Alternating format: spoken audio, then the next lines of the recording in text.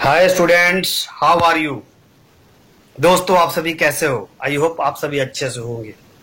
दोस्तों, आज मैं आप लोगों को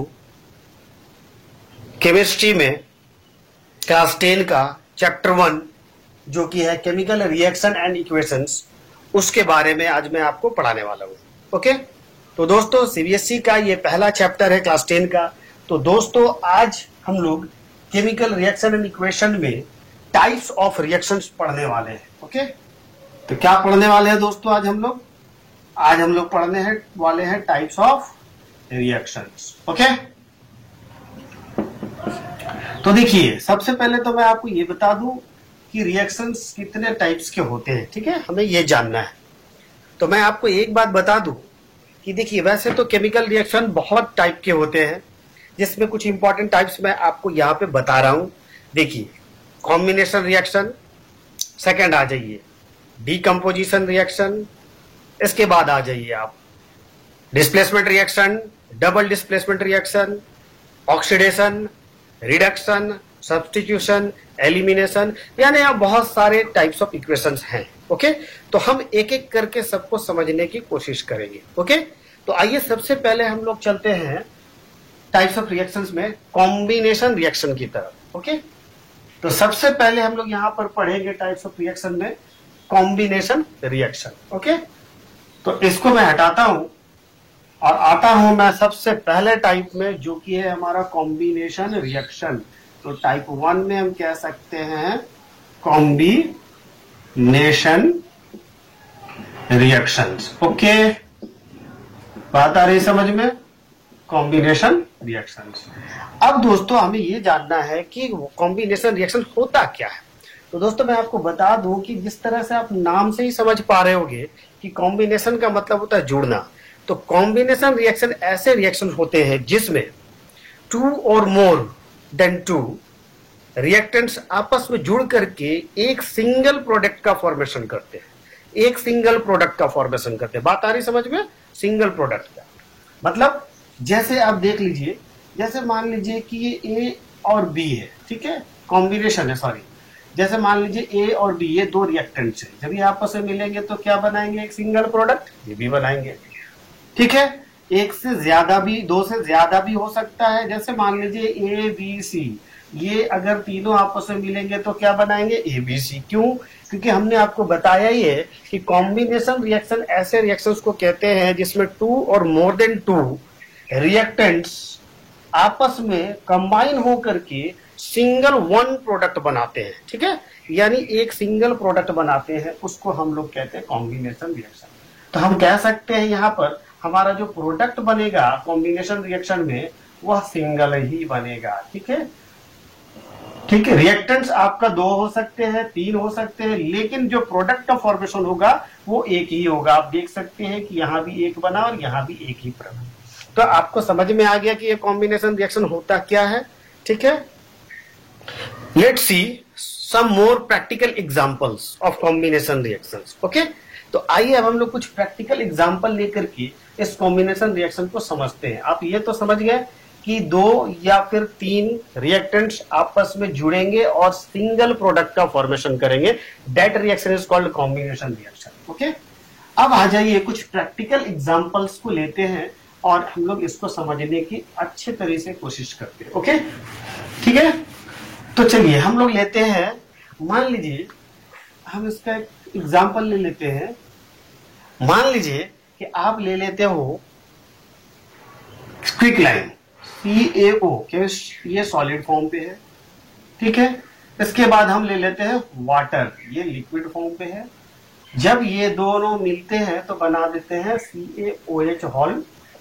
ओके, आप क्या देख रहे हो इस एग्जांपल से? देखो यहाँ पे रिएक्टेंट 2 है।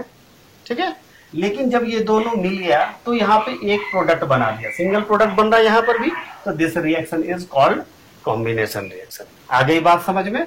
ठीक है, इसको हम लोग केमिस्ट्री में बोलते हैं क्विक लाइम।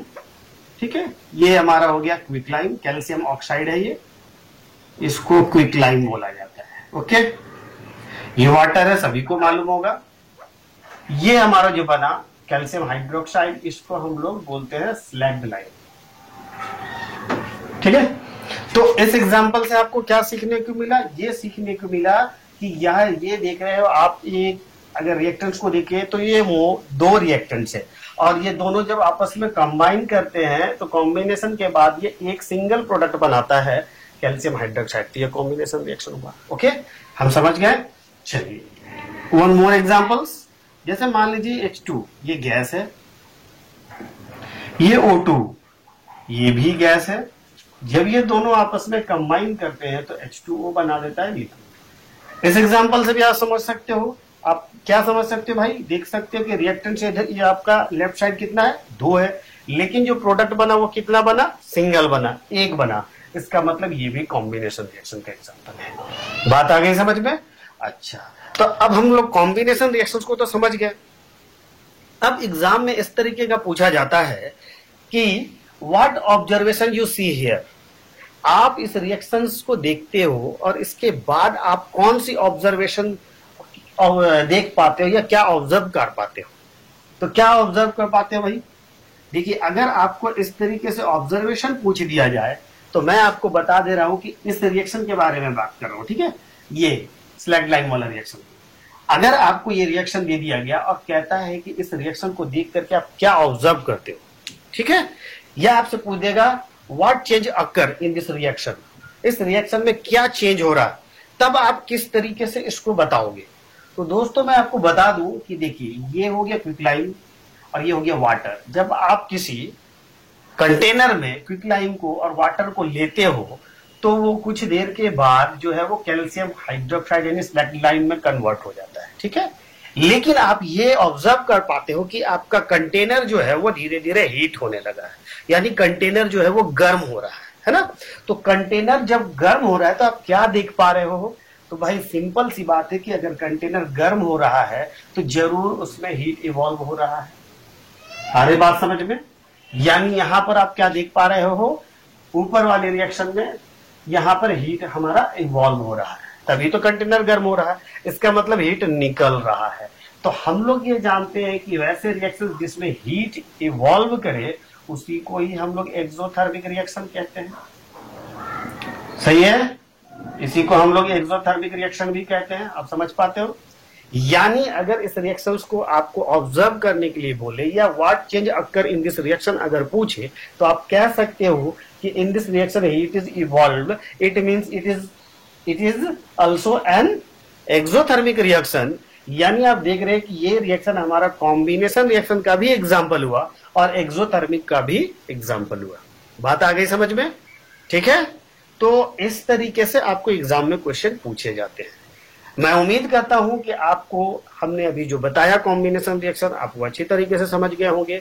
अभी इसके बाद बहुत सारे रिएक्शन है, जैसे हमने अभी कुछ नाम लिया था, decomposition, displacement, double displacement, oxidation, reduction, substitution, elimination. उन सारे रिएक्शंस को हम लोग समझेंगे, लेकिन वो सारे कुछ हम लोग नेक्स्ट वीडियो में सीखेंगे, क्योंकि अगर वो सारा रिएक्शन मैं इसी वीडियो में बताता हूं तो वीडियो काफी लेंदी हो जाएगा। तो मैं नेक्स्ट वीडियो में उन सारे रिएक्शंस को आपको एक्सप्लेन करूंगा।